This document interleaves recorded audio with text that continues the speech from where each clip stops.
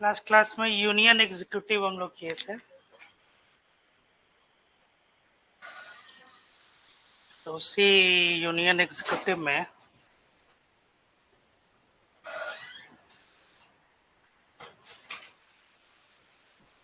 है ना, union executive में आगे जो है ये प्रेसिडेंट के विषय में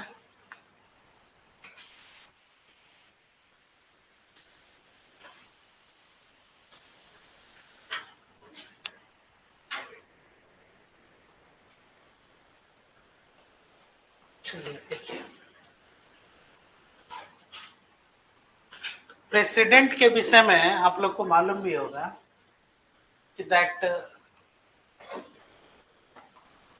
the president of India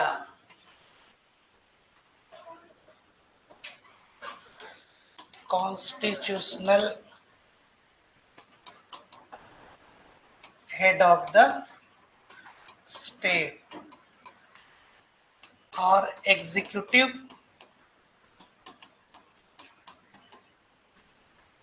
head of the state also, है ना। Executive head of the state कौन होता है? ये भी president of India. Constitutional head of the state जो है ये भी प्रेसिडेंट ऑफ इंडिया। और जो प्राइम मिनिस्टर आपके होते हैं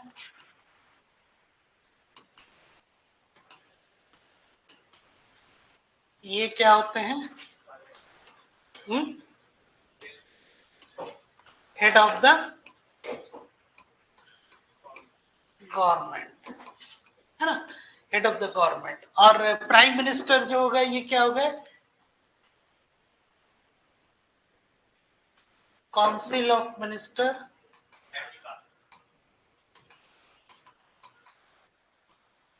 headed by the prime minister, ठीक है। इसके साथ साथ प्रेसिडेंट ऑफ इंडिया जो होते हैं ये क्या होते हैं?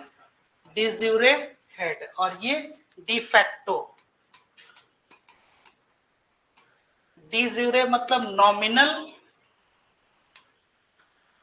और डी फैक्टो मतलब रियल, है ना।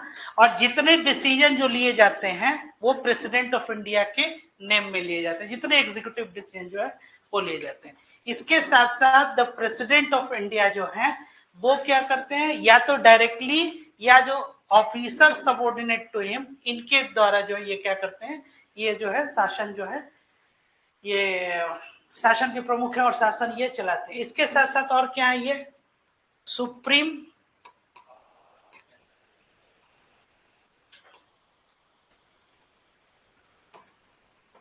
all the defense forces, ठीक है। तो अब इस तरह से जो प्रेसिडेंट ऑफ इंडिया का ये कॉन्स्टिट्यूशनल पोजीशन है, ठीक है। और इनका जो चुनाव होता है, निर्वाचन होता है, वो कैसे होता है? अप्रत्यक्ष रूप से, इनडायरेक्ट जो है वो इलेक्शन जो है ये होता है, ठीक है। तो अब आइए क्वेश्चंस देखते हैं और ज्यादा क्लैरिटी आएगी।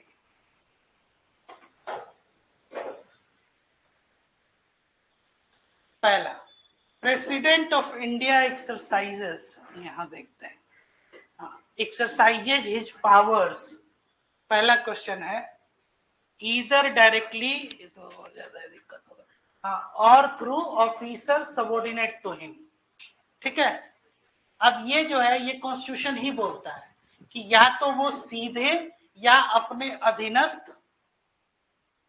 अब जो सबऑर्डिनेट ऑफिसर्स जो हो गए इसके अंतर्गत जो हो गए ये कौन हो गए? आपके काउंसिल ऑफ मिनिस्टर्स, है ना। और जैसे यूनियन टेरिटरी हो गया, तो यूनियन टेरिटरी जो है इस ये क्या होता है, ये डायरेक्ट जो है ये प्रेसिडेंट ऑफ इंडिया जो है इनके, इसलिए उसको क्या बोलते हैं? केंद्र शासित प्रदेश, ठीक है। तो इसका क्या हो जाएगा? ए ऑप्शन जो है ये हो जाएगा। तो president of India exercises his powers either directly or through officer subordinate to him. इस सेंटेंस को, इस टर्म को आप लोग लिख ही लीजिए, यही ऑप्शन बनेगा, क्योंकि ये जो स्टेटमेंट है ना ये कॉन्स्टिट्यूशन का ही है। और जैसे या तो सीधे या अपने अधीनस्थ अधिकारियों, ठीक है ना, अधीनस्थ अधिकारियों के माध्यम से। अधीनस्थ मतलब जो उनको सबॉर्डिनेट कर रहे हैं, है ना, ये ध्यान दीजिए। और ये जो अधीनस्थ अधिकारी हैं, इसके अंतर्गत आपके मंत्रिमंडल जो है ये आ जाएगा। कौन से लगते हैं? चलिए दूसरा स्टेटमेंट देखिए।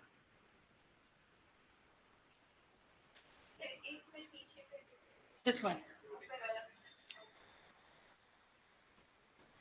ये एक ही क्वेश्चन है। अच्छा हाँ ठीक है, लिख लो। यही वाला जो है पहला ही लिख लो।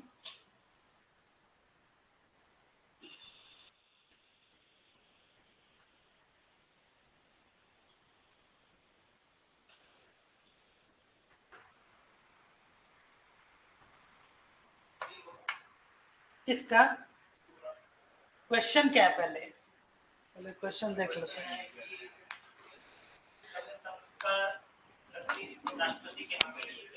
पहला ये कह रहे हैं कि the union executive is headed by the president of India. ये स्टेटमेंट सही है कि गलत है? ये सही है। There is no limitation on the power of president. तो जहां लिमिटेशन आ गया तो फर्स्ट लेक्चर याद कीजिए कॉन्स्टिट्यूशन का, कि संविधान क्या करता है? हाँ, चेक्स एंड बैलेंसेज, है ना। तो नियंत्रण तो होगा ही होगा, क्योंकि इंडिया में सुप्रीम अथॉरिटी हम लोग किसी को नहीं दे सकते हैं। इस संदर्भ में ये जो हो जाएगा आपका, there is no limitation on the power of the president, ये क्या है?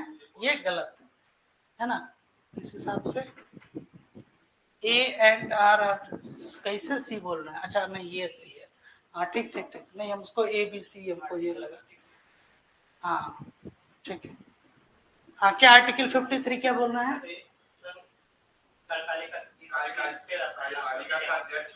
कौन?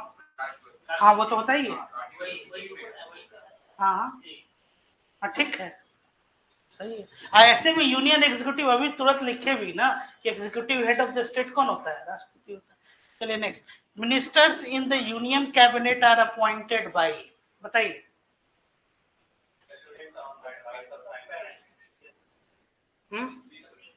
तीसरा का सी, कोई इसमें कोई शक की गुंजाइश नहीं है। काउंसिल ऑफ मिनिस्टर्स जो हैं वो क्या होते हैं, और काउंसिल ऑफ मिनिस्टर्स और कैबिनेट में क्या डिफरेंस है?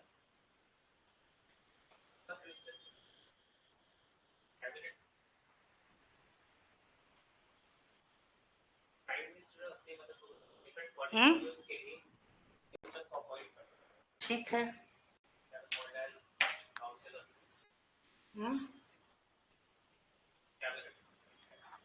बोलिए। बहुत इजी क्वेश्चन पूछा है। काउंसिल ऑफ मिनिस्टर्स कहते किसको है? मंत्री परिषद, हिंदी में बोलना। दोनों सेम है। मंत्री परिषद और कैबिनेट, हाँ एक, हाँ वेरी गुड। और दूसरा उससे छोटा, एक लार्ज होगा तो दूसरा छोटा ही होगा। तो इस पे और थोड़ा सा मतलब अंतर को स्थापित कीजिए। क्या एमओएस क्या है? Minister of state. हाँ ठीक, हाँ यही तो पूछ रहे हैं, यही तो क्वेश्चन। चलिए इसको समझिए पहले।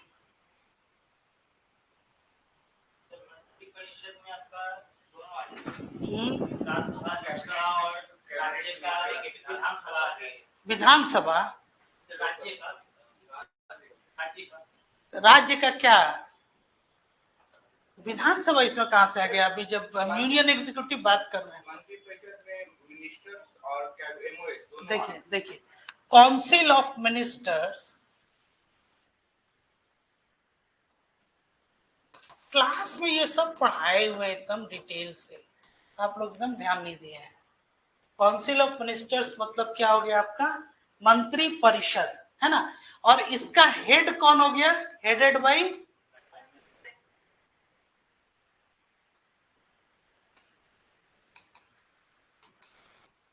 ठीक है। अब प्राइम मिनिस्टर जो हो गया, प्रधानमंत्री, इनके बगैर इस मंत्री परिषद का कोई वजूद नहीं।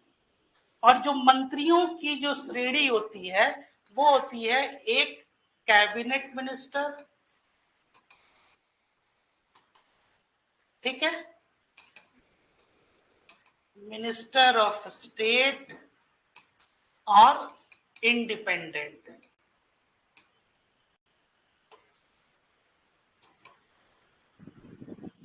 या इसी में एक और होते हैं डेप्यूटी मिनिस्टर, उप मंत्री उनको कह लीजिए, या फिर ये भी मिनिस्टर ऑफ स्टेट के। अब इसमें समझिए इन चीज कि जो कैबिनेट होता है, कैबिनेट मिनिस्टर जैसे कई लोग रहेंगे, जैसे कि अभी प्रेजेंट आप देखिए सिचुएशन, तो अभी प्रधानमंत्री नरेंद्र मोदी, कैबिनेट मिनिस्टर हो गए आपके जैसे ये हाँ जेपी नड्डा हो गए, या फिर और ये आपके हैं, हाँ कई लोग जो हैं उसमें। कैमरा नहीं काम कर रहा है क्या?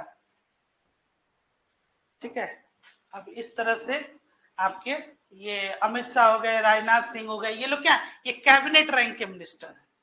अब एक जो बड़ा जो जैसे कि होम मिनिस्ट्री हो गया, तो एक गृह राज्य मंत्री होंगे, जैसे कि आप ये किरण रिजिजू जो थे पहले, आपको ये क्या थे, होम, ये गृह राज्य मंत्री थे। ठीक है, तो होम मिनिस्टर हो गए, और होम मिनिस्टर के साथ दूसरा कौन हो गया, उनको सपोर्ट करने वाले ये राज्य मंत्री हो गए। ठीक है, तो अब इसमें ये, तो अब मिनिस्टर ऑफ स्टेट हो गए, और इसमें जो है कैबिनेट एक ऐसी कमेटी हो गई, मतलब कि कोर कमेटी जो है, जो कि क्या लेती है, जो निर्णय लेती है ना।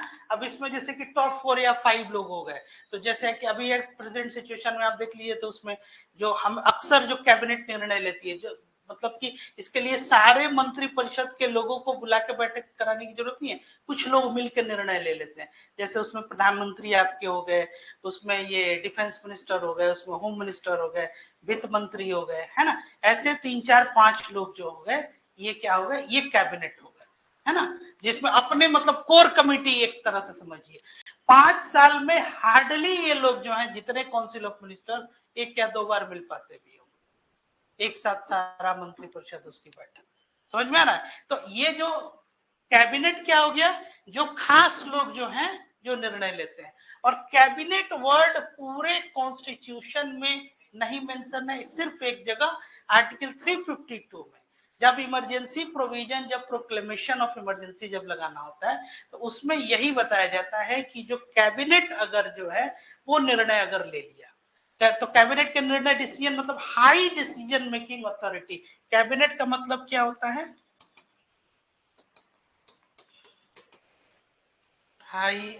Highest body of decision making या अथॉरिटी। ठीक है, तो अब इसमें क्या है कि यही जो है अथॉरिटी है, क्या, डिसीजन जो है ये आपका लेने वाला।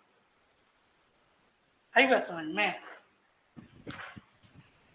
तो इसको बोलते हैं हाईएस्ट बॉडी टू डिसीजन जो है ये कैबिनेट, यही कैबिनेट। जैसे इमरजेंसी सिचुएशन जो है, तो इमरजेंसी प्रोविजन जैसे आप लोग पढ़े होंगे, तो इंदिरा जी के टाइम में उन्होंने जब इमरजेंसी लगा दिया, उसके बाद कैबिनेट को बताया। हाँ हाँ है? मतलब ये कि अब जैसे कि प्राइम मिनिस्टर अगर मान लीजिए वो स्ट्रांगली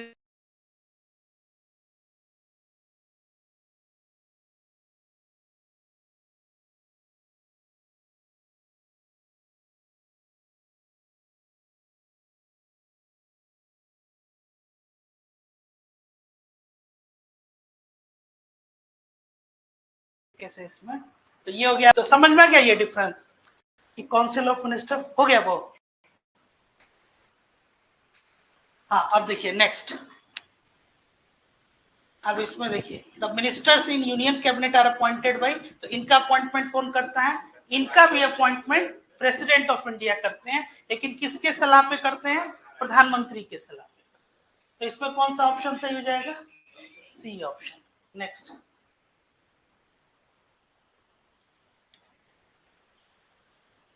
इस पे रिएक्ट कीजिए लो। The president according to Indian constitution shall act in accordance with the advice given by the Council of Ministers. सही है. The President may require the Council of Ministers to reconsider such advice, but the advice is not binding on the President. बाध्यकारी नहीं है.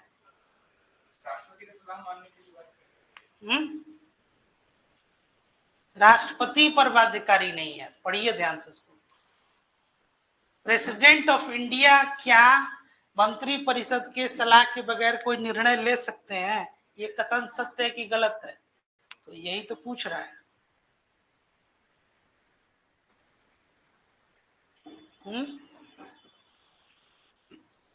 तो second option क्या हो गया? Second statement गलत हो गया.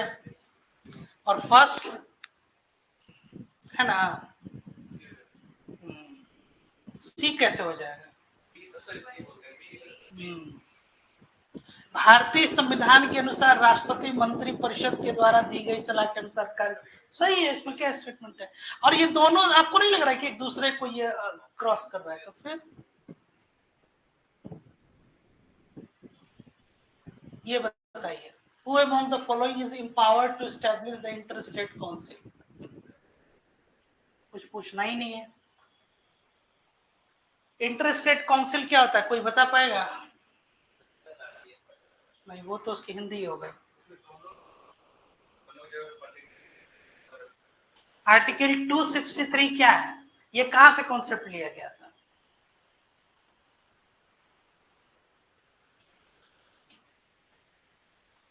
कंकरेंट लिस्ट हम लोग कहां से लिए थे?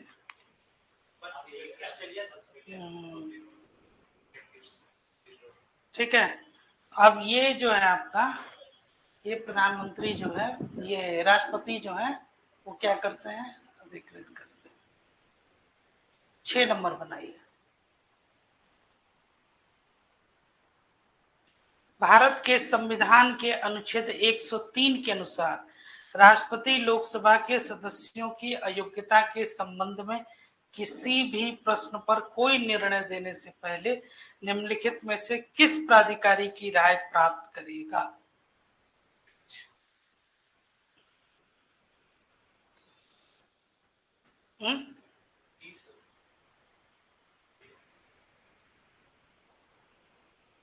बताइए. ये बहुत इंपॉर्टेंट आर्टिकल है.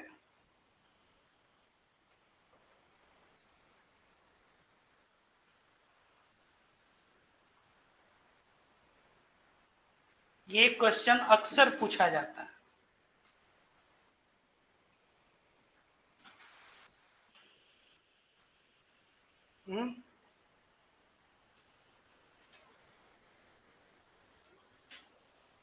नहीं समझ में आ रहा है? कंफर्म सब लोग का यूनानिमसली सबका गलत है. चलिए, चुनाव आयोग है इसका, इसको लिख ही लीजिए. आर्टिकल 103 हम जानते थे.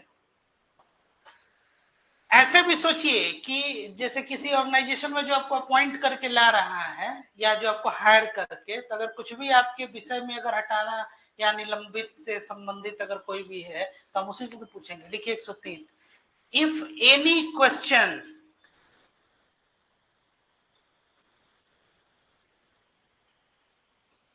arises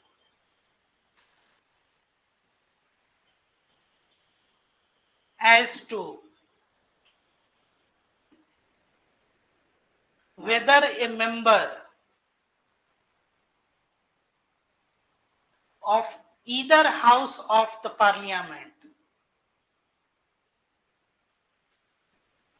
either house of the parliament मतलब लोकसभा या राज्यसभा किसी का, और ये किसके विषय में पूछा जा रहा है? राज्यसभा भी होता तब भी यही. Has become subject to any of the disqualifications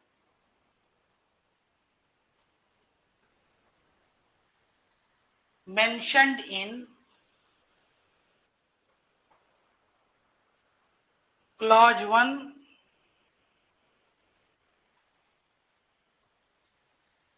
of Article 102, the question shall be referred for the decision of the president. इसको अंडरलाइन कीजिए. And his decision shall be final. इसका दूसरा क्लॉज लिखिए. ये कह रहा है कि 103 का ये पहला क्लॉज है, वो ये कह रहा है कि अगर मान लीजिए कि डिस्क्वालिफिकेशन या इससे संबंधित जो अनुच्छेद 102 में दिया गया है, इसके विषय में अगर कोई भी निर्णय लेना है तो ये किसके पास रेफर किया जाएगा?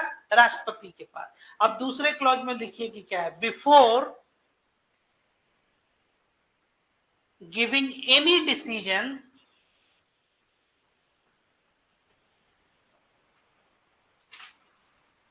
on such question,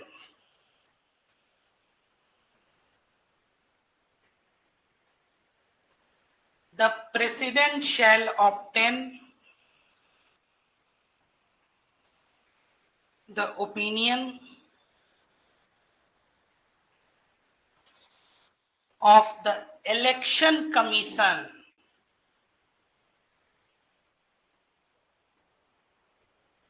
and shall act according to such opinion.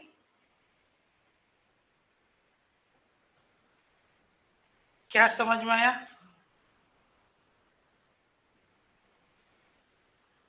ठीक है. तो इलेक्शन हाँ, किस में डिस्क्वालीफाई ये कर रहा है, लेकिन मान लीजिए कि डिस्क्वालीफाई किस केस में स्पीकर करते हैं. जैसे कि मान लीजिए कि एक कभी आप लोग पढ़े भी होंगे कि रिप्रेजेंटेशन ऑफ पीपुल एक्ट जो है, उसमें जो सेक्शन 8 के अंतर्गत जो है ये प्रावधान है कि किसी भी व्यक्ति को अगर 2 वर्षों तक क्रिमिनल केस में अगर सजा दे दी जाए, उसी समय उसकी सदस्यता क्या है वो निरस्त हो जाएगी. और पीछे बीते दिनों में आप लोग देखे भी थे कि किनकी सदस्यता, अभी राहुल गांधी थे, तो अब उनको 2 साल की सजा दे दी गई. तो उसपे क्या हुआ, तुरंत जो है वो क्या हो गया कि वो उनकी सदस्यता निरस्त कर गई. यहाँ ये पूछा जा रहा है कि 103 of the constitution of India, the president shell obtain the opinion of which of the following authority, है ना. ये किसका ओपिनियन लेंगे कि निर्णय किसके विषय में, disqualification of members of Lok Sabha. तो ये चुनाव आयोग का से ओपिनियन लेने के बाद आई समझ में. और उसमें भी आप देखिएगा कि चुनाव आयोग, ये रिप्रेजेंटेशन ऑफ पीपुल एक्ट जो है ये 1950 वाला, वो क्या है, किससे संबंधित, वो चुनाव आयोग से ही संबंधित है.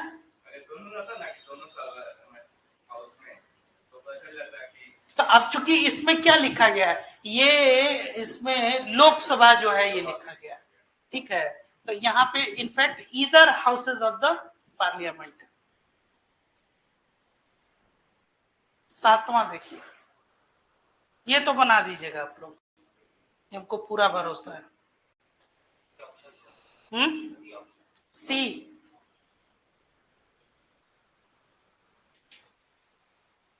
किसे संसद के पटल पर प्रस्तुत करे. वित्त आयोग की सिफारिशें सही है, कैग रिपोर्ट और national schedule caste and commission, और इसके बारे में रिपोर्ट ऑफ पीएससी लोक लेखा समिति, ये नहीं है.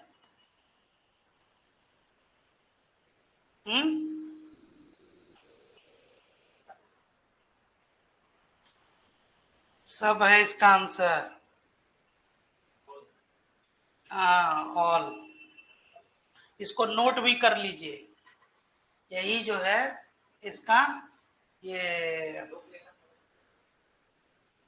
पब्लिक अकाउंट कमेटी, इसमें कितने मेंबर होते हैं? 22. 15 लोकसभा के, 7 राज्यसभा. कैग के रिपोर्ट को ये क्या करता है, ये स्क्रूटनी करता है, ठीक है. और इसमें ये एस्टिमेट कमेटी में कितने होते हैं? 30. उसमें राज्यसभा के कितने मेंबर होते हैं?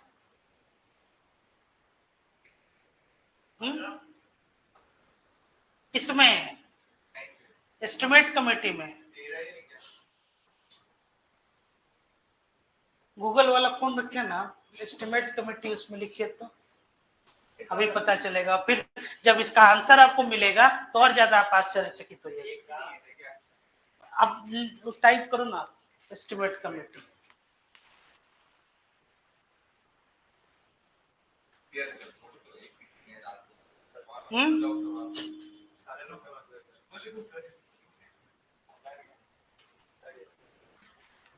अब बताओ इसमें आप कितना आसानी से गलती कर देते।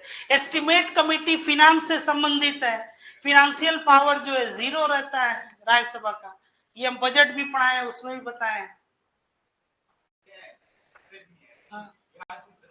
तो यही तो चीज है ना, तो कम से कम लॉजिक का भी तो इस्तेमाल करना चाहिए कि आखिर इतना ये प्रासंगिक नहीं होता तो ये पूछ क्यों रहे हैं। कॉमन सेंस भी तो होता है। एस्टिमेट कमेटी सबसे बड़ी कमेटी यही होती है, 30 मेंबर इसमें होते हैं। देखिए ऑनलाइन वाले लोग आंसर कर रहे हैं। हाँ?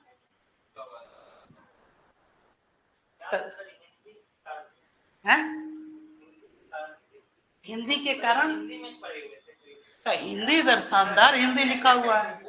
हाँ, हाँ। प्राक्कलन समिति, आप हमसे पूछ लिए थे तो हम बता देते हिंदी में। ठीक है, ये जो है ना, ये अक्सर क्वेश्चन पूछा जाता है, लोक लेखा समिति, प्राक्कलन समिति, बिजनेस। ठीक है, चलिए नेक्स्ट 8th क्वेश्चन। अच्छा, तब इन लोगों के ऊपर आप लोग ये आरोप लगा रहे हैं कि ये लोग गूगल का इस्तेमाल कर रहे हैं जो हाँ, गुड।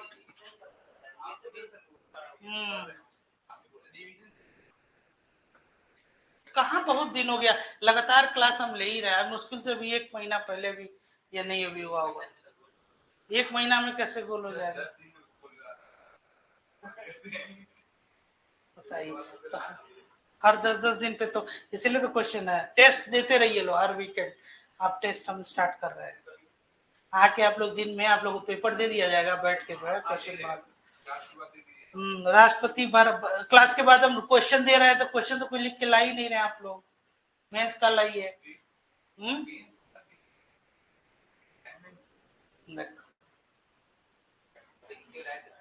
नहीं तो मैंने 1-2 लिखने से उससे नहीं होगा, हम सबकी बात कर रहे हैं। 1-2 लोग तो हमेशा अपवाद रहेंगे, उससे थोड़ी ही नियम बदल जाएगा। राष्ट्रपति भारत सरकार के कामकाज के अधिक सुविधाजनक संचालन और मंत्रियों के बीच उक्त कामकाज के आवंटन के लिए नियम बनाएगा। विशुद्ध हिंदी बताइए।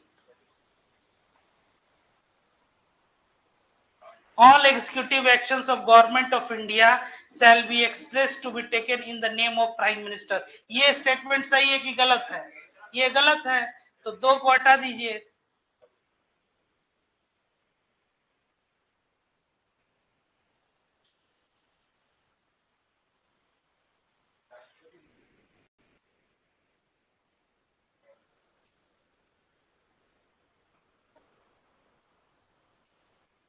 दोनों गलत है। पहला पढ़िए, पहला सही है कि गलत? दूसरा तो गलत है।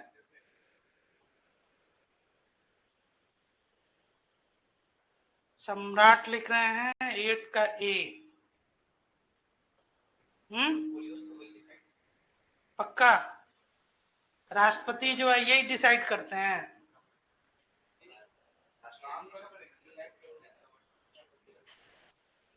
President shall make rules for the more convenient transaction of the business of the government of India and for the allocation among the ministers of the said business। कोई डाउट ही नहीं है इस पुले की तरह, सोच क्या रहे हैं? ये गलत है ये, क्योंकि जब इनको हायर कौन कर रहा है? कौन हायर करता है? प्राइम मिनिस्टर करता है। प्रेसिडेंट जो प्रेसिडेंट किसके अपॉइंट करते हैं? उनके एडवाइस पर। तो प्रेसिडेंट तो कोई डिसीजन लेंगे बिना उनके सलाह के बगैर नहीं लेंगे, है ना? लेकिन अल्टीमेट डिसीजन कौन मेकिंग अथॉरिटी है? प्रेसिडेंट ही तो ले रहे हैं ना, वही तो पूछ रहा है।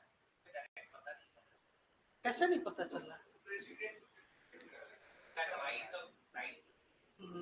यहाँ प्राइम मिनिस्टर, इसलिए ये गलत हो जाएगा। जाएगा, ऑल एग्जीक्यूटिव एक्शन। ठीक है, हाँ ये 9 नंबर ये बनाइए। The President of India addresses to Parliament under Article 87 of the Constitution. बोलिए।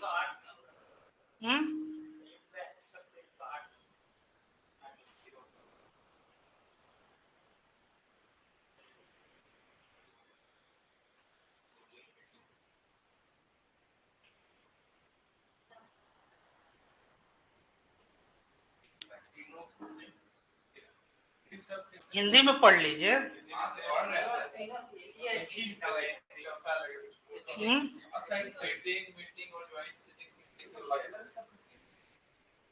क्वेश्चन को छोड़ दीजिए, 87 आर्टिकल जो उसको समझ लीजिए ये क्या है। जो स्पेशल एड्रेस जो देते हैं 87 ऑफ द इंडियन कॉन्स्टिट्यूशन, ये joint sitting of both houses of parliament, छोड़िए इसको छोड़िए, आप 87 समझिए। स्पेशल जो विशेष जो अधिक ये एक एड्रेस करते हैं, स्पेशल एड्रेस, कोई सत्र की शुरुआत होती है उसमें, तो उसमें दोनों सदन के लोगों को बैठाया जाता है। ठीक है, 108 वो ज्वाइंट सिटिंग जब कोई बिल नहीं है उस केस में, इसको लिखिए 87 पहले, स्पेशल एड्रेस। जब कोई नई शुरुआत होती है उस समय देखिए, at the commencement of the first session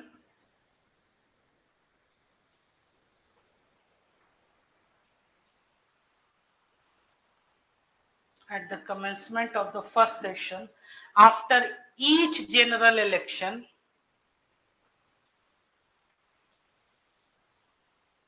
to the Lok Sabha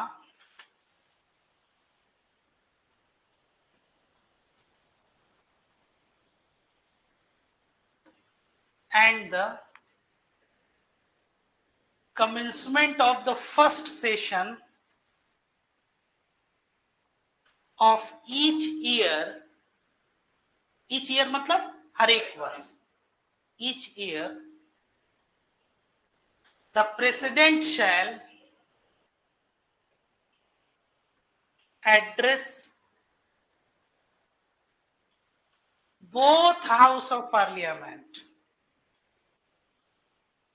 assembled together and inform Parliament of the causes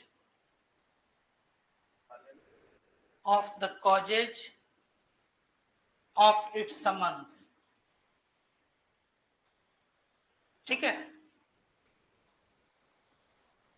समझ में आ गया? ये है 87। अब 108 भी लिख लीजिए, article 108। According to Article 108, the President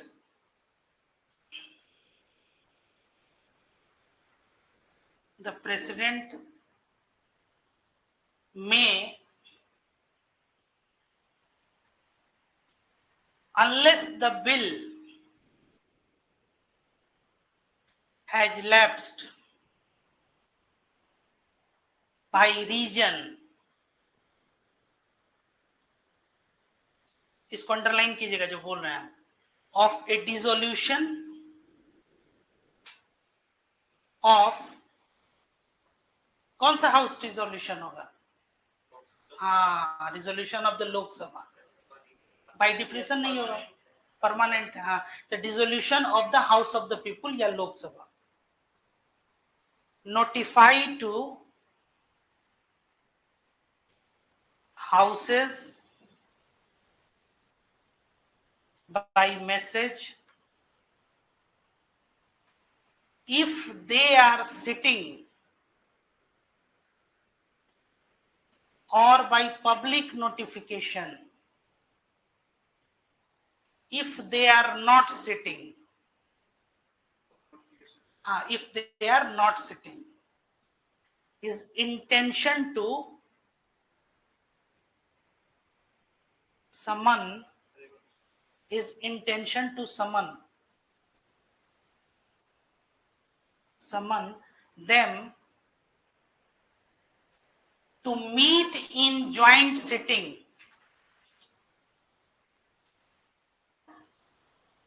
for the purpose of deliberating and voting on the bill.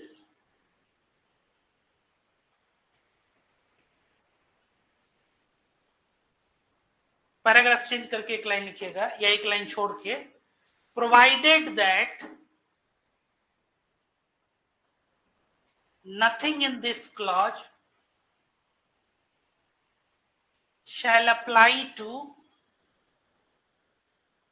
A money bill. इसको अंडरलाइन कीजिए, डबल अंडरलाइन कीजिए, ये अक्सर पूछा जाता है एग्जाम में, इस बार भी हो सकता है पूछेगा।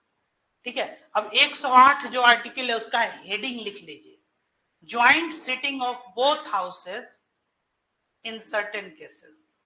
हम इनफैक्ट रिवर्स काम कर दिए, पहले यही बता दिए कि राष्ट्रपति कब जो है बुलाते हैं, कब नहीं बुलाएंगे, मनी बिल के केस में नहीं बुलाएंगे, और ये क्या है तो joint sitting in certain cases. अब थोड़ा सा लिख लीजिए कि ये ABCD करके, इफ यदि after a bill has been passed, if after a bill has been passed by one house, अब इसमें लोकसभा राज्यसभा नहीं है, क्या है, एक हाउस जो है वो क्या कर दिया, पास कर दिया, एंड ट्रांसमिटेड टू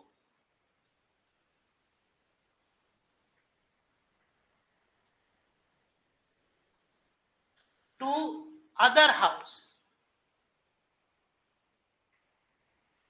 अब 3 उसमें कंडीशन है, ABC करके लिखिए, ए लिखिए, the bill is rejected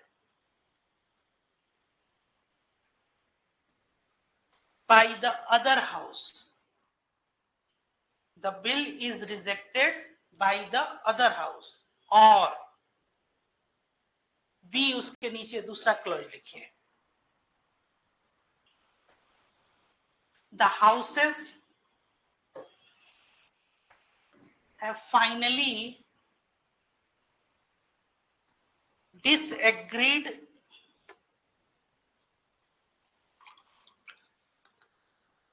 as to the amendments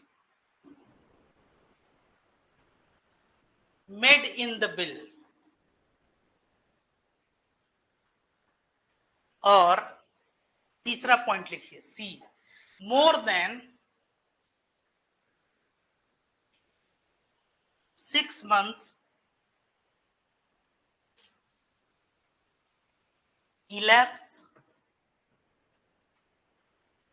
from the date of the reception of the bill by the other house, मतलब दूसरे हाउस के द्वारा, without the bill being passed by it,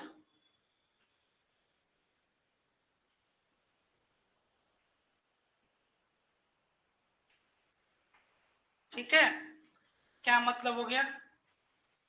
अब देखिए 2 सिचुएशन आ गया कि कब कब प्रेसिडेंट का एक एड्रेस हो गया, एक स्पेशल एड्रेस है, वो कब है, आर्टिकल 87 के तहत, ये कॉन्स्टिट्यूशनल प्रोविजन है, ठीक है। और यहाँ 108 में क्या कह रहे हैं, कोई बिल में अगर कोई समस्या आ रही है, जैसे कि इधर houses of the parliament, Lok Sabha ने पास कर दिया और राज्यसभा नहीं कर रहा है, या उसमें सहमति नहीं बन रही, लोकसभा डिसॉल्व हो गया, तो अब उसमें कि राज्यसभा तो डिसॉल्व नहीं होगा तो लोकसभा होगा, तो ऐसे सिचुएशन में 3 कंडीशन है, क्या क्या है, तीसरा कंडीशन पहले पढ़ लीजिए, तीसरा क्या है, हाँ,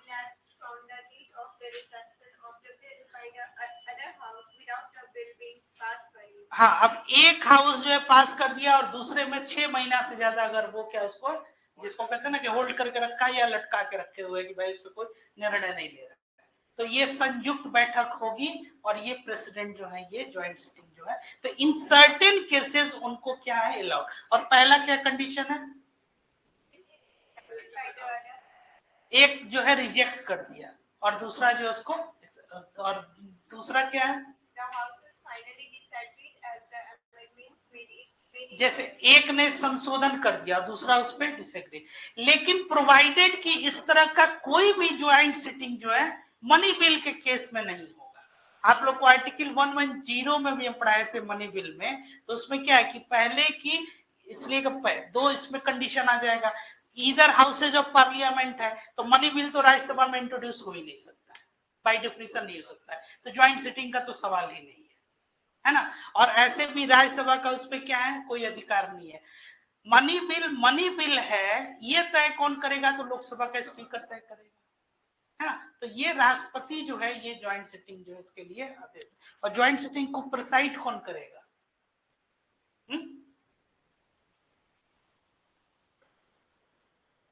बिल के केस में प्रेसिडेंट कहां से आ गए, लोकसभा का स्पीकर, स्पीकर अवेलेबल नहीं हो तो deputy speaker, deputy speaker available नहीं है तो डेप्यूटी चेयरमैन, लेकिन चेयरमैन नहीं बैठेंगे, चेयरमैन मतलब कौन, वाइस प्रेसिडेंट, क्योंकि लोकसभा और राज्यसभा दोनों लोग होगा।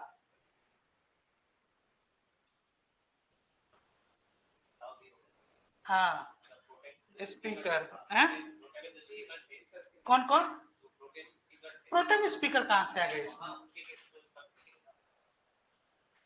जो सीनियर मोस्ट होते हैं। हाँ इस बार नहीं, इस बार भी मतलब वो, हाँ लेकिन मतलब उसको थोड़ा सा उसको तोड़ा गया, हाँ नहीं किया गया।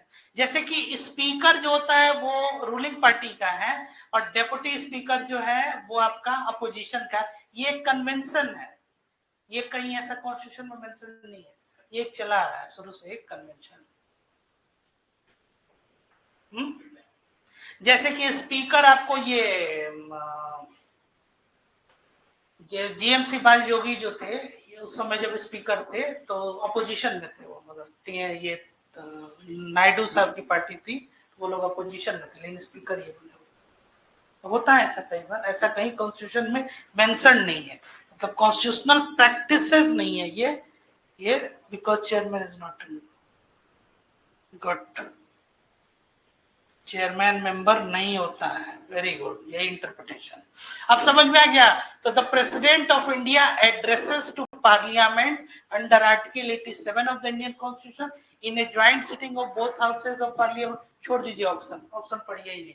तो ये क्या है, स्पेशल एड्रेस जो है ये, ठीक है, ये थोड़ा सा इसमें मिसप्रिंट हो गया, ये सब में यही है ना,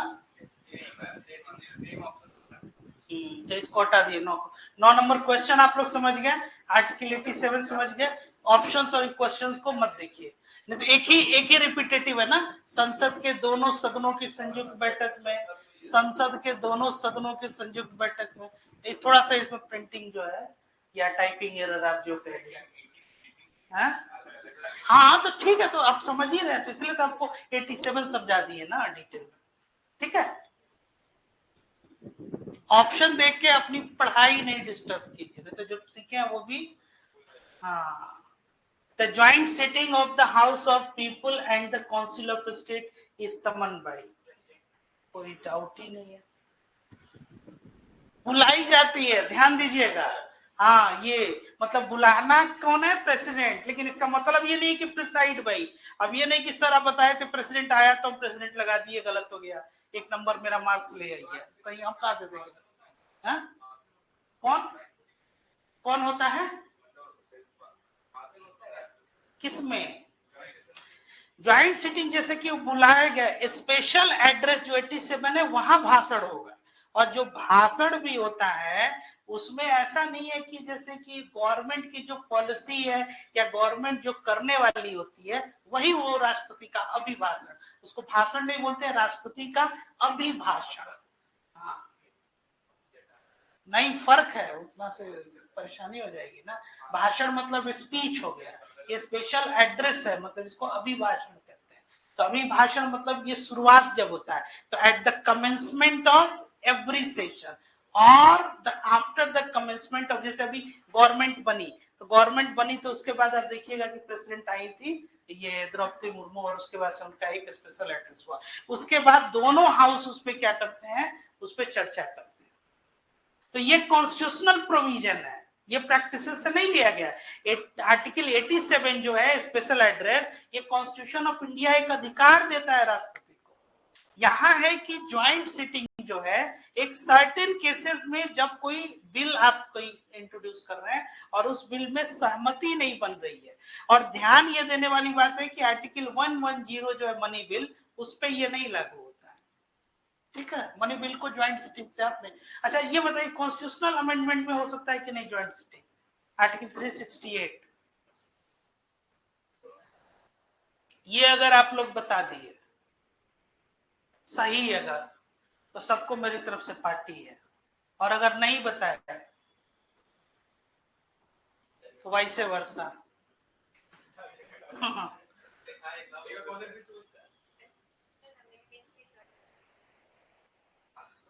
अब इतना बढ़िया ऑफर दिए हैं तो इसको 2 बार तो नहीं बोलेंगे हम क्वेश्चन। हाँ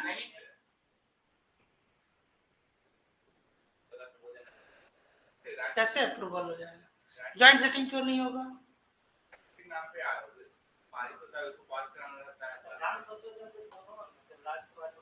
हाँ तो वही तो, मान ये सहमति नहीं बन रही है तो ज्वाइंट सेटिंग से तो कर ही सकते हैं। क्या है, तो वोटिंग तो इसमें भी होगा, सोचिए थोड़ा सा। 2 लोग हैं अलग अलग, बोलिए किसी का तो सही होगा। नहीं होगा, हाँ कोई प्रावधान नहीं है। लास्ट क्लास में भी आप लोग को आर्टिकल 368 बताए थे हम, उसमें क्या था, by way of addition, variation and repeal both houses separately, अलग अलग, लोकसभा में भी और राज्यसभा में भी। हाँ ठीक है, पार्टी जब भी कहिएगा आप लोग, ठीक है, बहुत बढ़िया, ठीक है। चलिए नेक्स्ट।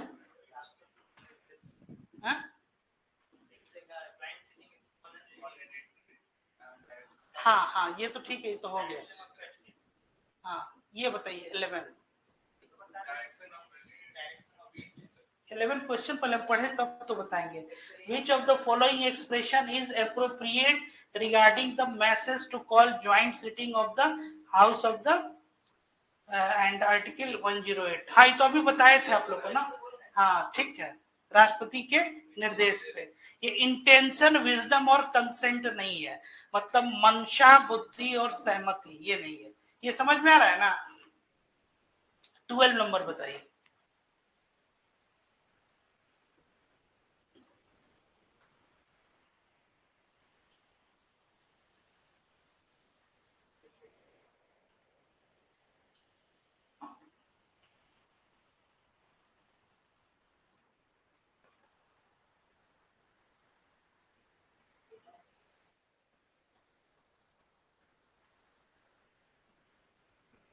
ठीक तो है, दोनों सही, अभी लिखे भी हैं आप लोग, ठीक है।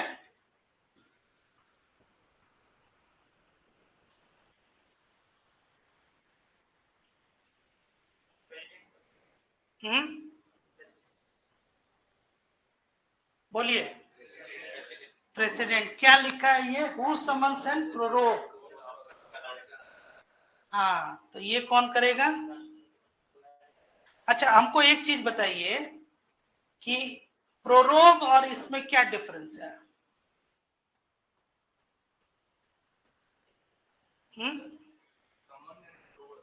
हाँ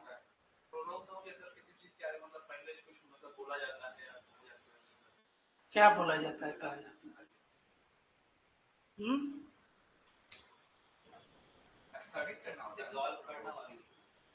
सत्र, सत्र अवसान। प्रोरोग कौन सा हाउस होता है?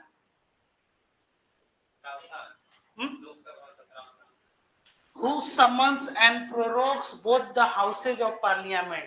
इसमें लिखा हुआ है both the houses of parliament. इतना आसान होता तो हम नहीं पूछते. शब्द देखिए, दोनों सदनों को आहूत करता है और स्थगित करता है.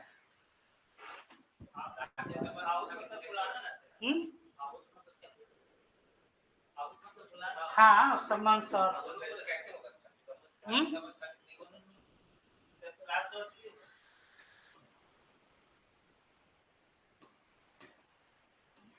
विघटन नहीं होगा उसका. नहीं, विघटन ही नहीं होगा, डिसोल्यूशन नहीं होगा. By definition, it cannot be, it shall not be dissolved. But yes, it can prorogue.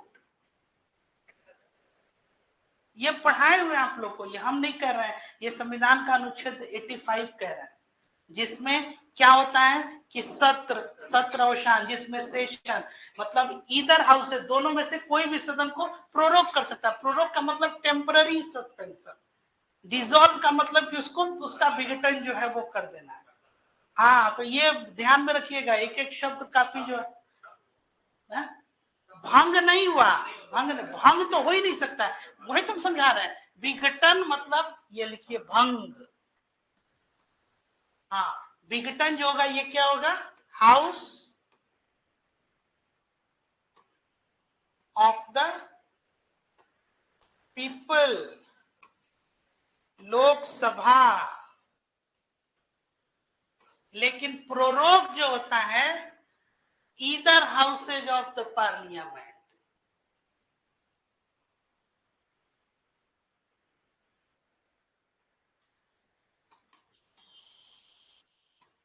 आई बात समझ में. लिखिए आर्टिकल 85. देखिए कितना टेक्निकल चीज है ये. Article 85, session of parliament, comma, prorogation. इस साल क्वेश्चन भी आया था सिविल सर्विसेज में, जो हम लोग एक्सप्लेनेशन दिए हैं इसका आंसर का, उसमें एक क्वेश्चन था, अगर आप लोग देखे होंगे तो. क्या लिखा आपने, session of parliament, prorogation, comma, dissolution and dissolution. ठीक है. The president shell form time to time summon मतलब वही बुलाना, each house of parliament to meet at such time and place as he thinks fit. जैसा कि अगर वो जरूरी समझता है, as he thinks fit. But 6 months shall not intervene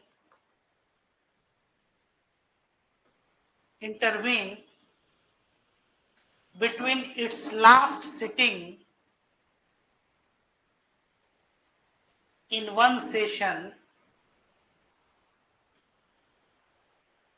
and the date appointed for its first sitting in the next session.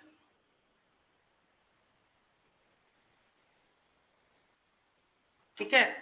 The president may from time to time, A और B करके लिखिए, A में लिखिए, prorogue the houses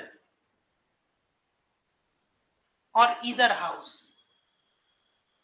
मतलब कि including Rajya Sabha. Prorogue मैंने temporary suspend कर दिया गया. ठीक है, और दूसरा डिसॉल्व द लोकसभा।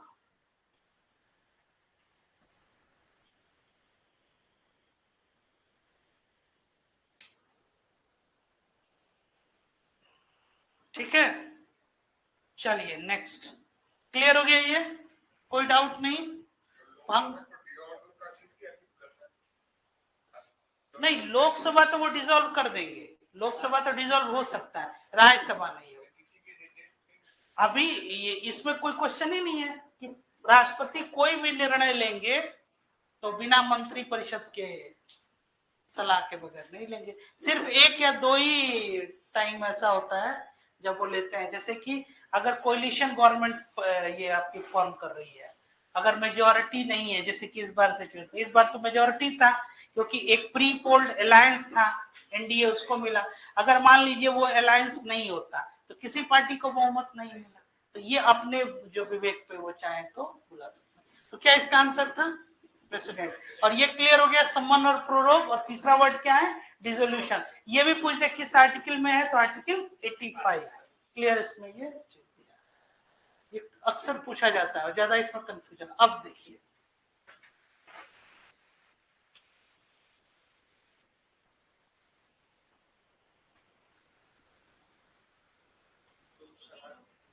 वही केंद्रीय मंत्रिमंडल की सिफारिश पर, इनफैक्ट काउंसिल ऑफ मिनिस्टर्स है, वो प्रधानमंत्री भी लिखते तो वही आप ये।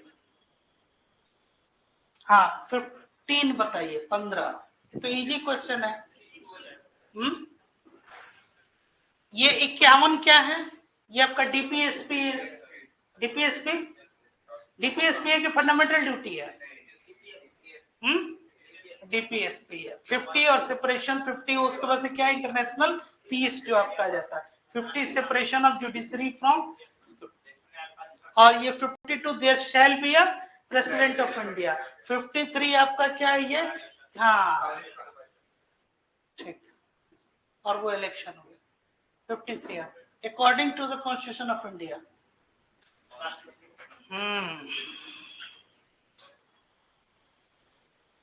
डीपीएसपी ठीक। इसमें क्या आंसर होगा? प्रेसिडेंट। हाँ 17 बताइए। To which of the following is the discretionary powers of the president? विवेकाधीन शक्तियां कौन सी हैं?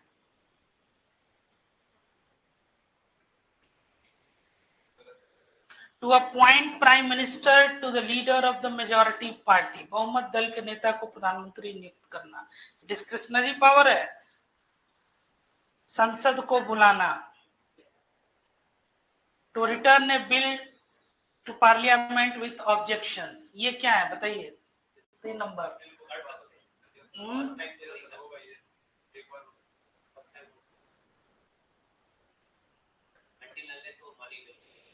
कौन सा? काउंसिल ऑफ मिनिस्टर्स को रिकंसीडर करना कोई एडवाइस के लिए, ये क्या है उनका? To assent the bill referred by governor, to ask prime minister for such information related, किसी सलाह से संबंधित ऐसी जानकारी के लिए प्रधानमंत्री से पूछना, ये उनका डिस्क्रिशनरी पावर है कि नहीं? ये है। तो 7 हो गया और 8 हो गया, ऑप्शन, क्या बात है, और किसी में है ही नहीं है 7 और 8, तो आसानी से निकल गया। और टू समन द पार्लियामेंट, जाहिर सी बात है कि इनका ये विवेक। और 5 नंबर क्या है?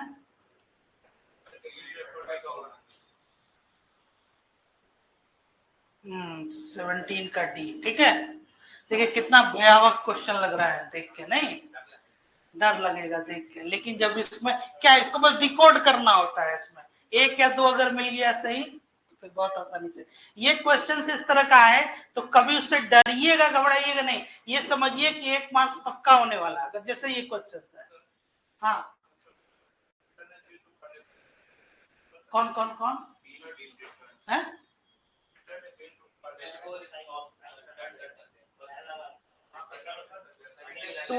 to return a bill to parliament with objections, अब इसमें ये है कि ये जैसे कि उसमें वीटो लेकिन अब वो उनका डिस्क्रिशनरी पावर नहीं हुआ, दोबारा अगर वो कई बिल ऐसा है जिसमें वो नहीं कर सकते हैं, इसमें वो जैसे कि मनी बिल अगर हो गया या फिनांस नो अदर चॉइस, वो नहीं हुआ। ठीक है, यूनियन प्रेसिडेंट तो यूनियन ही होगा। The union president can directly disallow a state legislation. संघ का राष्ट्रपति किसी राज्य विधान को सीधे अस्वीकृत कर सकता है क्या? जी सर।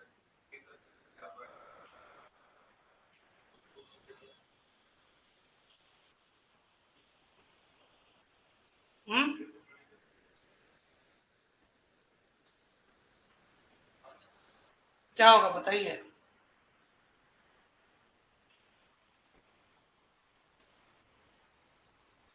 स्टेट के केस में मनी बिल में वो ये नहीं है, उसमें गवर्नर को रहता है अधिकार, तो वो चाहे तो ये राष्ट्रपति जो है, ये यूनियन आर्टिकल 110 वाला नहीं है, इसमें दोनों ऑप्शन सही हैं। In case of bill reserve by governor for the president assent, और ये स्टेट लेजिस्लेशन के बारे में बात हो रही है, ध्यान दीजिए, राज्य विधान। ये भी ध्यान में रखिएगा, ये संघ का राष्ट्रपति जो लिखा गया, राष्ट्रपति ही होता है, राष्ट्रपति तो संघ का ही होता है ना, राज्यों का भी राष्ट्रपति होता है नहीं? तो फिर next, which among the following is are appointed by the president of India, बताइए?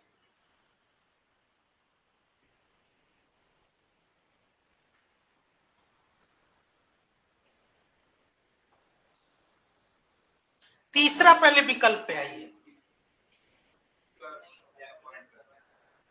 कौन करता है? यही करते हैं, क्योंकि इनके सबऑर्डिनेट ऑफिसर वहां कौन हो जाएंगे? लेफ्टिनेंट गवर्नर, एलजी, नहीं तो एडमिनिस्ट्रेटर, है ना?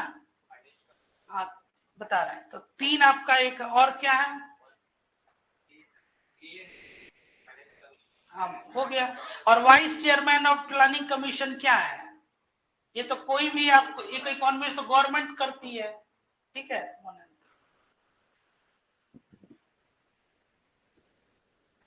ये बताइए।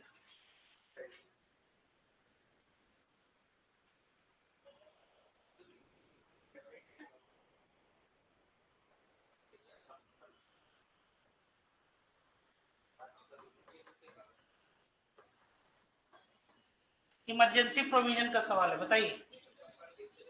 Under which article of the constitution the president can take over the administration of a state in his own hands? Yes sir, तो कौन सा सर बताइए तो पहले। हाँ, proclamation of emergency 352, very good. अब इसमें क्या है कि ध्यान दीजिएगा कि इसी में इकलौता आर्टिकल है पूरे कॉन्स्टिट्यूशन का जहां कैबिनेट वर्ड है, आर्टिकल 352। और 356 क्या है आपका?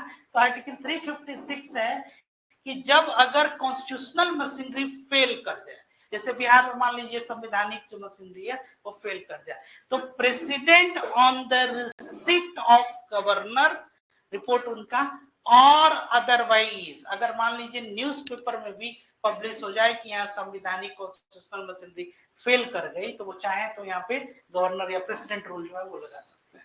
इस चीज को ध्यान में रखिएगा। और ये क्या है? आर्टिकल 352, प्रोक्लेमेशन ऑफ इमरजेंसी जो है। चलिए नेक्स्ट, अगला।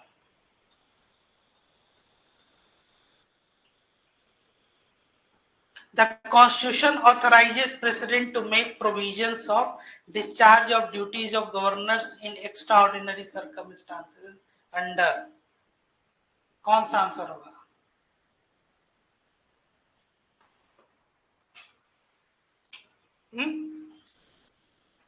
अभी स्टेट लेजिस्लेचर आप लोग नहीं पढ़े हैं ना?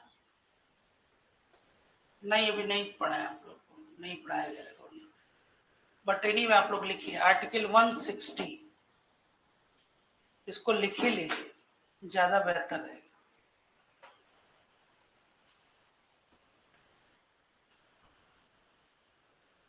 165 ये बता रहे हैं आंसर, बट आप लोग लिख लीजिए। Good.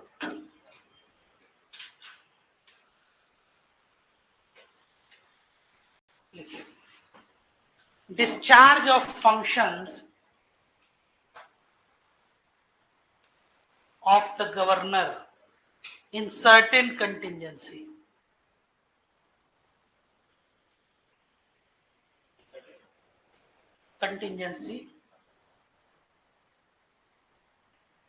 The president may make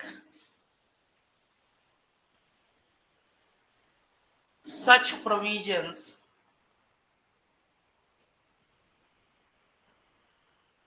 as he thinks fit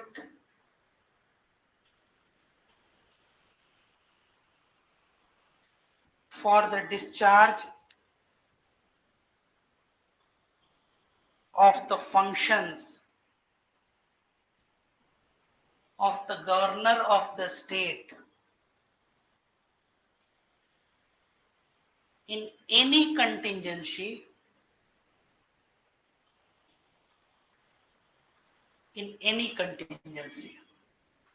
ठीक है। Article 161, power of governor to grant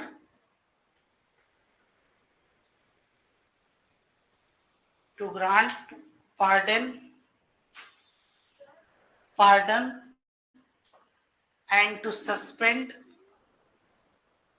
remit or commute in certain cases.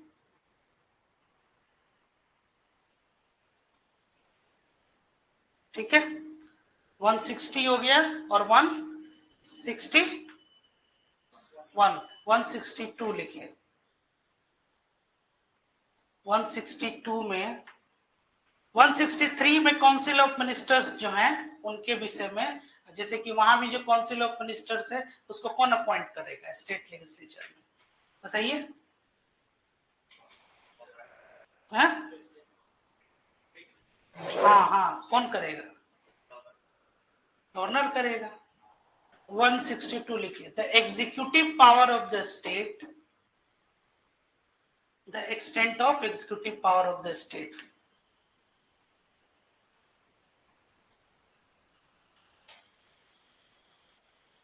Shall extend to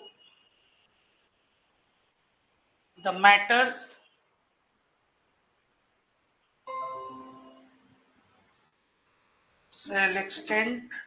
matters in order to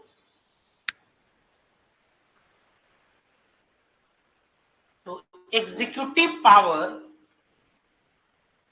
conferred by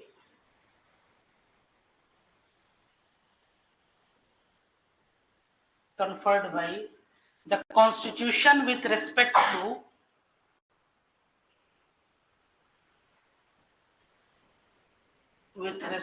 to legislature of the state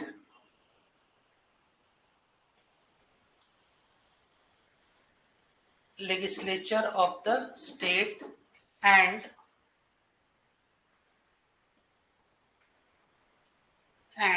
it grants power to make laws provided in any matter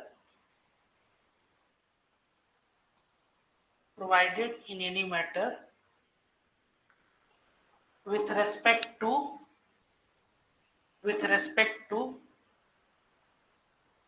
which the legislature of the state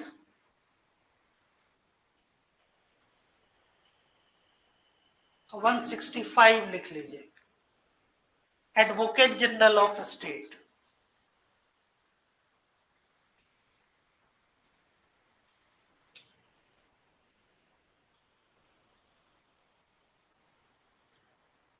one 165 में advocate general of state के बारे में प्रावधान है। अब बताइए तीनों में से कौन आंसर होगा?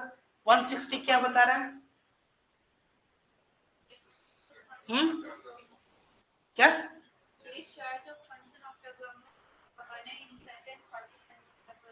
हाँ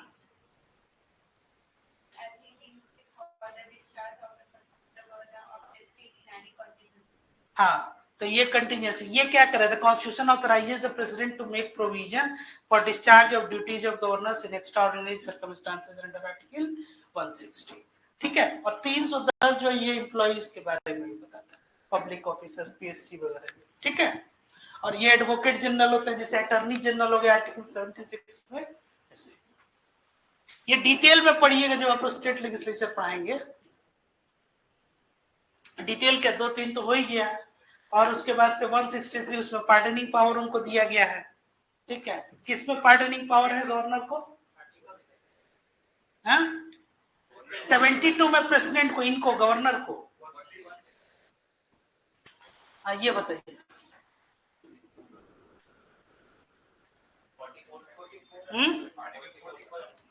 कंफर्म?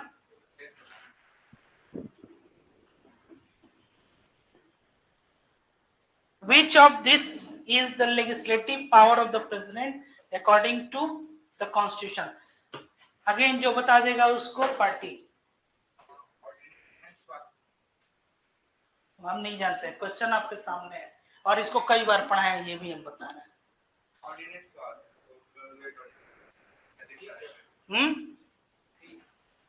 सी, चार लोग एक एक करके बोल दो, सही हो जाएगा। लेजिस्लेटिव पावर बताइए ना क्या होता है राष्ट्रपति का? ये आर्टिकल, वेरी गुड, ये होता है, ये लेजिस्लेटिव पावर है। हाँ हाँ, तब तो और हम जमा कर सकते हैं। हाँ? ठीक है, अगला बताइए 24। CAG of India submits its report relating to account of the union.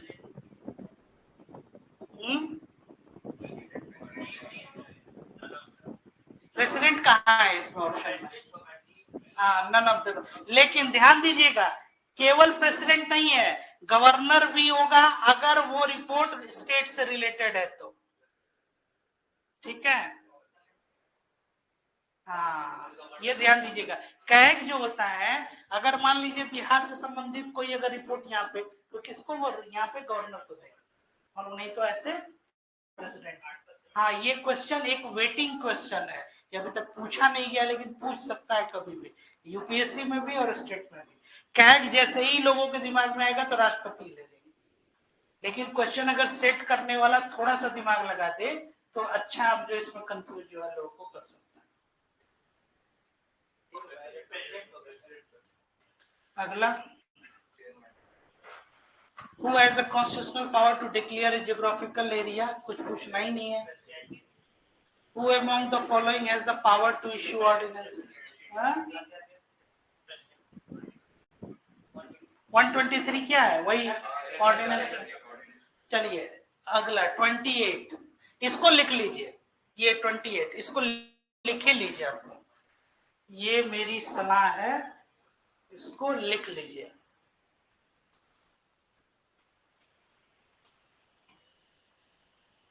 राष्ट्रपति द्वारा प्रख्यापित अध्यादेश को क्या है, टाइम बताएगा कोई?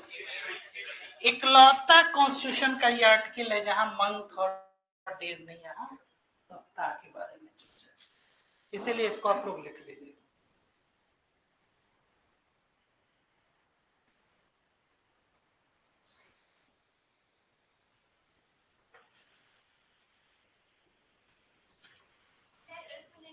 हाँ पूरा, हमको लगा कि लिख लिया आप लोग, इतना अच्छा प्रैक्टिस है लिखने का।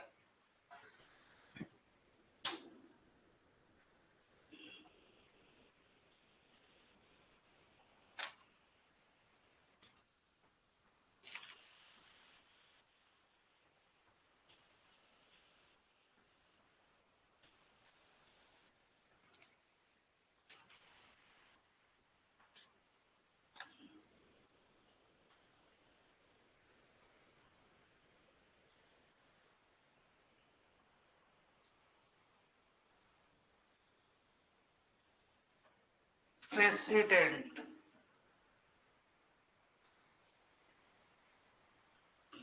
यूनियन टेरिटोरी के केस में सोचना ही नहीं है, प्रेसिडेंट ही होगा।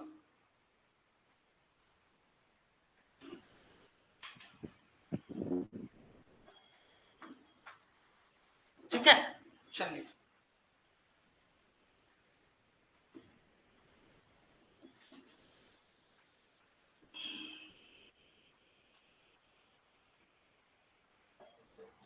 The decision of president to issue an ordinance can be questioned in a court for being mala fide. An ordinance, like any legislation, can be retrospective. किसी भी कानून की तरह अध्यादेश को भी पूर्वव्यापी हो सकता है। संविधान में संशोधन के लिए अध्यादेश जारी नहीं किया जा सकता। तीसरा बताइए कौन सा सही है इसमें से? सोचिए थोड़ा सा।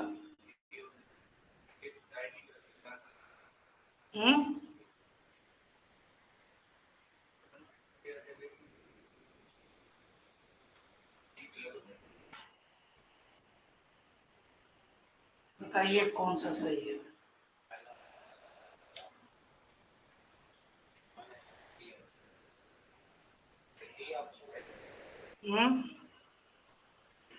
सब सही लग रहा है?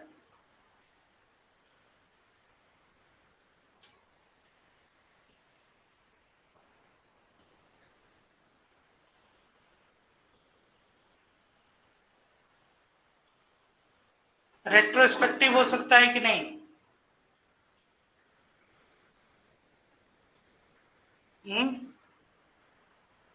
संशोधन के लिए अध्यादेश जारी नहीं किया जा सकता, ये स्टेटमेंट सही है कि गलत है? सही है। और पहला वो भी सही है, तो पहला भी सही है और तीसरा भी सही है। तो 1 और 3 करके कोई ऑप्शन है क्या? हाँ, तो वही तो हम पूछ रहे हैं।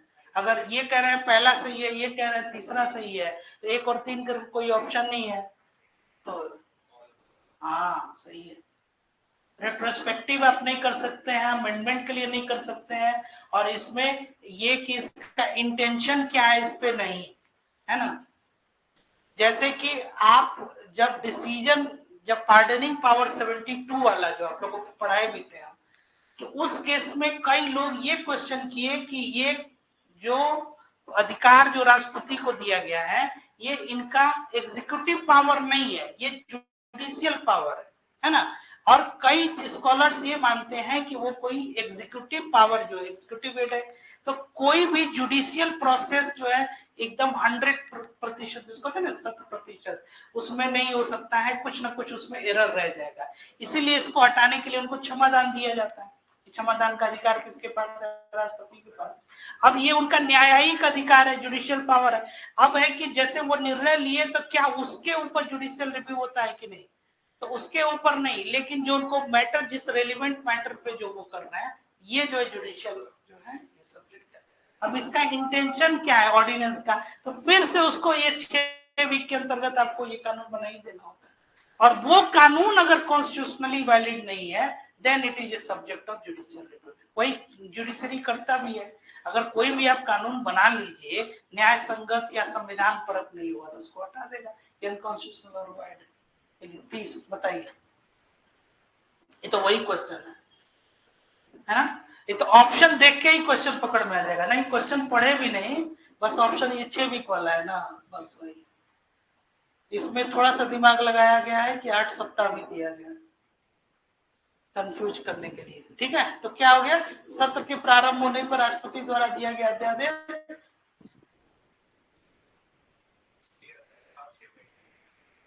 इसमें ये कंफ्यूजन 123 को लेकर नहीं है, ये आपका कंफ्यूजन हो सकता है।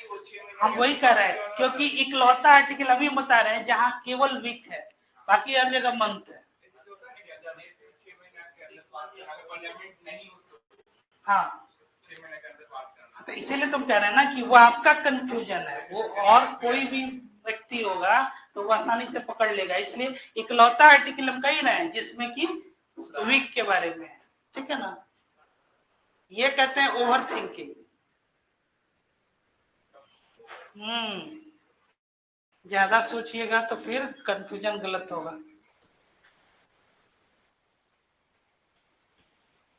नेक्स्ट, भारतीय संविधान के किस अनुच्छेद के तहत राष्ट्रपति चुनावी सुधारों पर अध्यादेश अपनी स्वीकृति दी थी, जब इसे बिना किसी बदलाव के केंद्रीय मंत्रिमंडल द्वारा वापस भेजा गया था? बताइए।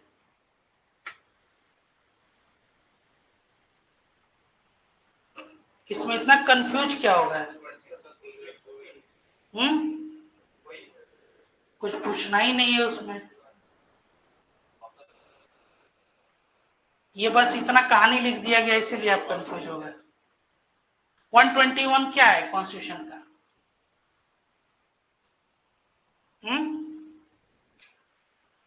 121 ये बोलता है कि कोई भी डिस्कशन जो है पार्लियामेंट में वो जजेस के ऊपर जो है आप नहीं कर सकते, या कोई भी कोर्ट के फैसला पे, ये कह रहा है। और इसमें रेस्ट जो है आपका 142 और ये सब जो है, तो अगेन वही 123 का, उसमें क्या है, कोई भी कहानी लिख सकता है कभी भी। ऑर्डिनेंस मेकिंग पावर क्या है? 123, वही क्वेश्चन है। ये आपका जुडिशरी बता देगा कि सुप्रीम कोर्ट होना चाहिए, वही नहीं, कुछ डाउट ही नहीं है इसमें।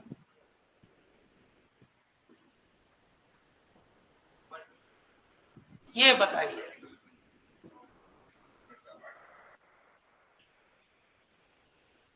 आर्टिकल 32 क्या है, कोई बताएगा क्या? हाँ, ये 143 है इसका आंसर। किसका 143 ये है? ये बताइए। हाँ, इसमें कोई कंफ्यूजन नहीं है, अगर ये ऑप्शन में है जुडिशियल पावर ही आप लोग। ठीक,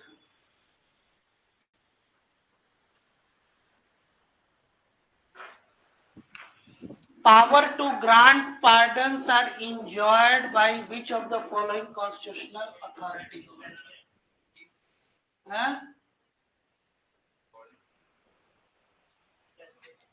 क्वेश्चन का लैंग्वेज से आप पकड़ लेते हैं।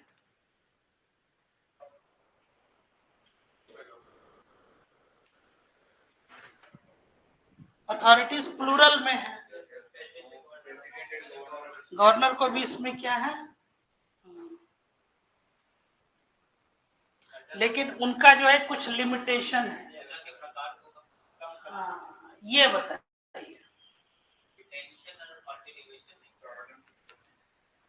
क्या इसमें नहीं है?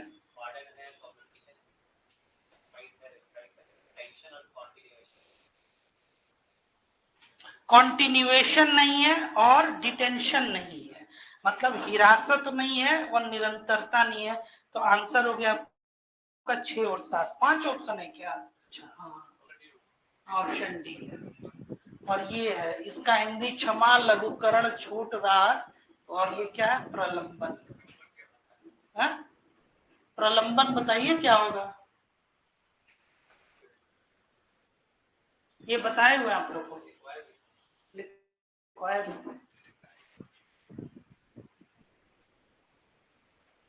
ठीक है।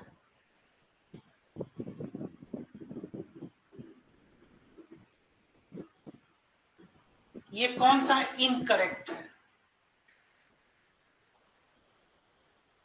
कोर्ट मार्शल जो इसके अंतर्गत नहीं आता है, गलत है कि सही है? गलत है, बिल्कुल आएगा सुप्रीम कोर्ट में। हाँ,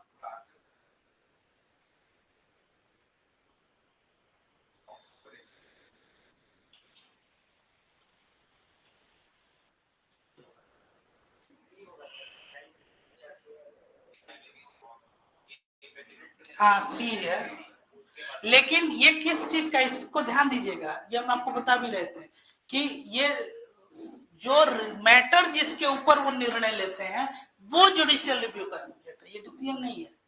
कि जो इन्होंने निर्णय लिया, ये निर्णय के लिए जो उनको क्या मिला, जो जिसके आधार पे, जैसे आपके विषय में हमको इन्फॉर्मेशन इन्होंने दिया तो हम निर्णय ले लिए कुछ उस इन्फॉर्मेशन के ग्राउंड पे, लेकिन वो इन्फॉर्मेशन जो है वो जुडिशियल रिव्यू का सब्जेक्ट है। हाँ, इज इनकरेक्ट, तो मैंने गलत कौन सा है, तब तो आसानी से निगेट कर लेगा। हाँ, ये ऑप्शन, ये क्या है, इनकरेक्ट।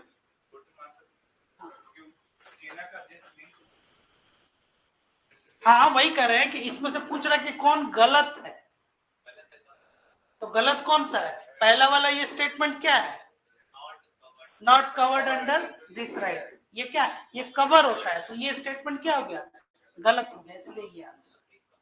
समझ में आया कि नहीं, कोई कंफ्यूजन है कोई किसी को? हाँ।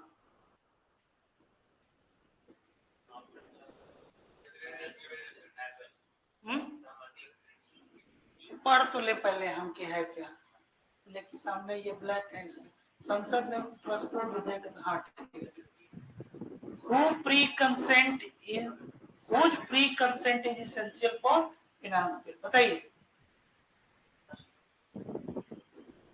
हाँ ठीक है। Which of the following is not constitutional prerogative?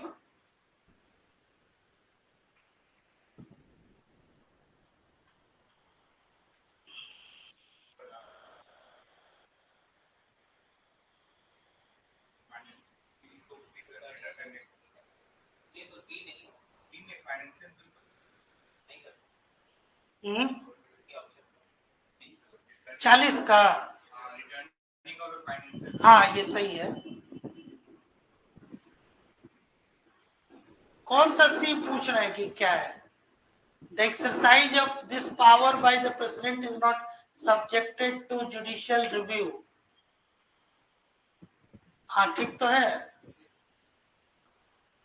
ये जुडिशियल रिव्यू नहीं हो सकता है, जो पार्डनिंग पावर है ना, इसी का नसी पूछ रहे हैं, 37 का। हाँ, तो 37 का जो सी है वो ये कह रहा है कि जो पार्डनिंग पावर जो आर्टिकल 72 में दिया गया प्रेसिडेंट को, क्या उसका जुडिशियल न्यायिक समीक्षा हो सकती है, यही वो क्वेश्चन पूछ रहा है।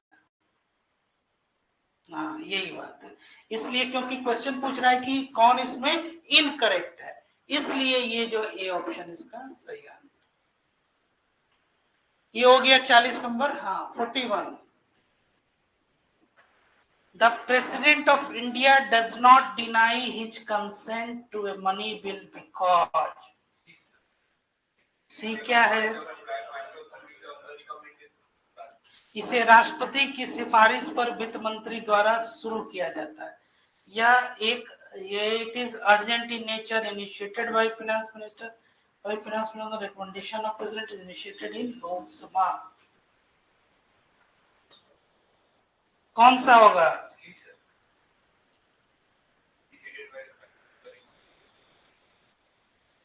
और it is initiated in the Lok Sabha,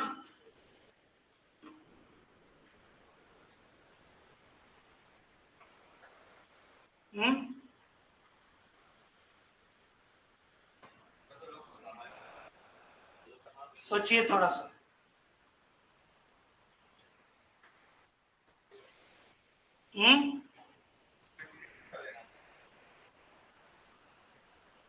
Lok Sabha में शुरू हुई है, राज्यसभा में उससे क्या फर्क पड़ना है।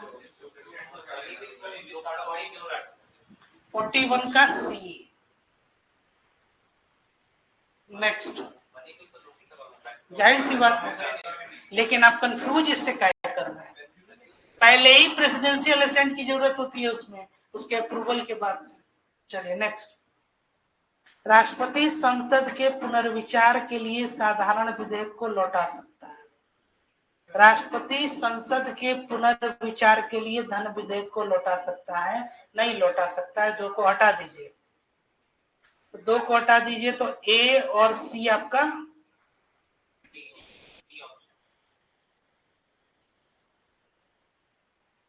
तो क्या हो गया option B, option 1 and 3 is answer. ठीक है, ये अगर पॉइंट आप लोग नोट भी करते जाएंगे ना, तो ये आप लोग का ये क्लैरिटी है। क्या हो गया 42 43, हाँ इज नॉट करेक्ट है,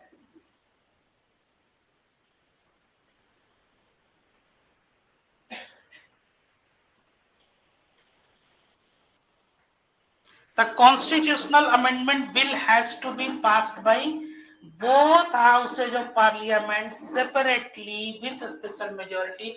This statement is a right statement, लेकिन पूछ रहा है कि not correct, इसलिए एक आंसर नहीं होगा. ठीक है, इसमें कोई दिक्कत नहीं है. Constitutional cases in Supreme Court is heard by minimum 5 judges. 5 जज का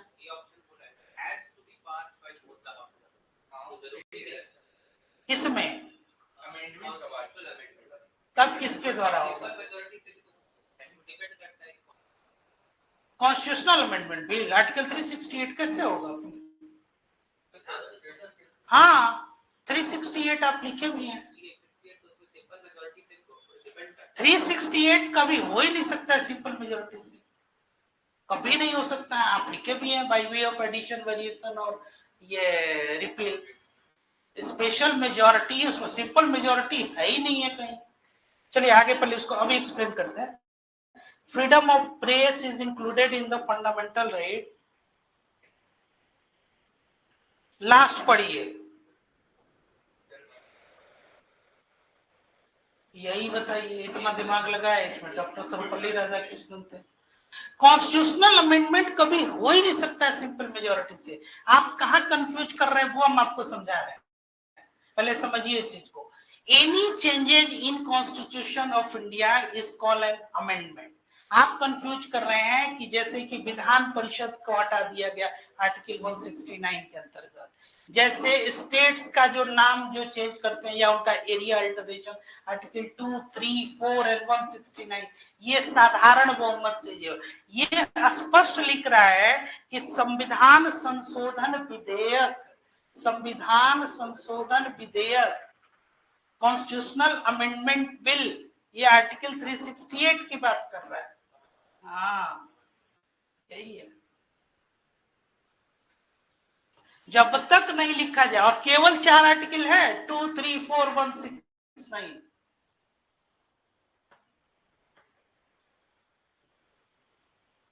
पूछो जी, कहां से सवाल पूछोगे?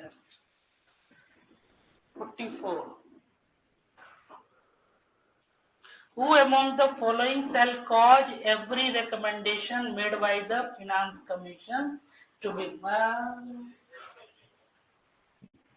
the contingency fund of India is at the disposal of the executive order से वही president करेंगे. Next ji, the authority to determine the number of judges, इसमें कुछ पूछना ही नहीं है, कभी प्रेसिडेंट ये प्राइम मिनिस्टर नहीं करेंगे. Which one of the following powers has not been conferred on the president of India? 47 बढ़िया क्वेश्चन है, बनाइए. प्रेसिडेंट को ये नहीं दिया गया है. प्रधानमंत्री की नियुक्ति दिया गया है. उच्च न्यायालय के न्यायाधीश को हटाना, कौन हटाता है?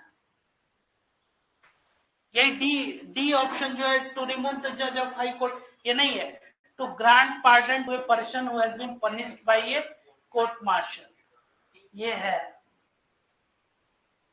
हालांकि ये ऑप्शन नहीं देना चाहिए, बता रहे हैं क्यों. संसद के किसी सदस्य की अयोग्यता संबंधित किसी भी प्रश्न पर अपने विवेक से निर्णय लेना. To decide at his or her description any question regarding disqualification of a member of a parliament. बताइए. इसमें तो इलेक्शन कमीशन का ये लेते ही है सलाह. ये इस वजह से नहीं होगा कि अंततः जो रिमूवल जो प्रोसेस होता है ना, वो फाइनल सिग्नेचर किसका? प्रेसिडेंट का ही होता है. ये ऑप्शन नहीं देना चाहिए. समझ रहे हैं बात? प्रोसेस लोकसभा और राज्यसभा से ही होगा, लेकिन फाइनल जो है इसी वजह से ये कंफ्यूजन क्रिएट कर रहा है. वही आंसर है D. According to the constitution, which among the following is literally not a power of the president of India?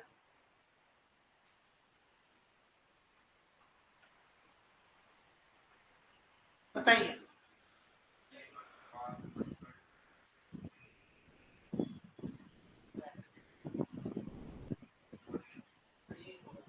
To send message, promulgation of ordinances नहीं है. इसमें कि नहीं, ये थोड़ा सा कंफ्यूजन है, ये क्वेश्चन को आप मत इसको देखिए, इसलिए कि जब इसका देखिए सर्वोच्च न्यायालय से परामर्श करना जो है, ये तो कंसल्ट उसमें, अध्यादेशों का प्रवर्तन, ये दोनों जो है ये पावर है। अच्छा, ग्रांट पार्डन जो है ये भी है। अब जो है ये शक्ति उनकी क्या है, जैसे कि मैसेज जो है भेजना हाउस ऑफ पार्लियामेंट को, तो स्पेशल एड्रेस जो है वो ये करते हैं, इसलिए ये सी जो है ये इसका राइट आंसर होगा। On which matter it is not essential for the president to take advice from council of ministers, बताइए।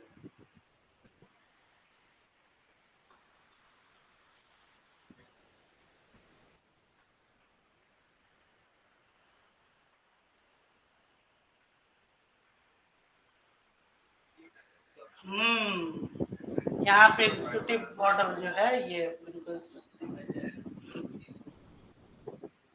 50वां, कुछ पूछना ही नहीं है इसमें, ठीक है। इस तरह से ये जो है ये प्रेसिडेंट ऑफ इंडिया जो है ये कंप्लीट हो जाता है। चलिए, थैंक यू।